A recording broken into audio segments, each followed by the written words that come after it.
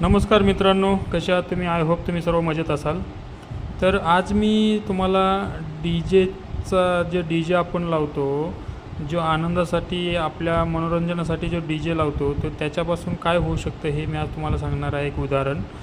तर आज नाशिक शहरामध्ये हे डॉक्टर बाबासाहेब आंबेडकरांची जयंती साजरी करत असताना तिथे डी जे लावलेला होता आणि तो डी जेचा आवाज एवढा कर्कश होता की तिथे एक त्या डी जेसमोर 24 वर्षाचा मुलगा डान्स करत होता. तर डान्स करता करता तो खाली कोसळल्यानंतर त्याच्या कानामधून आणि नाकामधून रक्त यायला लागलं.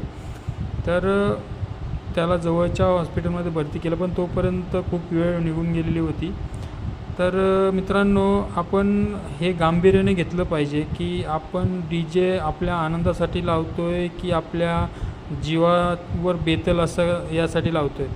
तर नाही, डी जे लावायला पाहिजे, पण त्याला आवाज किती ठेवायला पाहिजे की माणसाच्या ऐकण्याची जी कॅपॅसिटी आहे त्याच्या आतमध्येच आपण डी जेचा आवाज ठेवला पाहिजे. ह्याच्यावरती प्रशासनाने पण विचार केला पाहिजे आणि जनतेने पण याच्यावरती काळजी घेतली पाहिजे. तर एवढंच मला सांगायचं होतं मित्रांनो. धन्यवाद.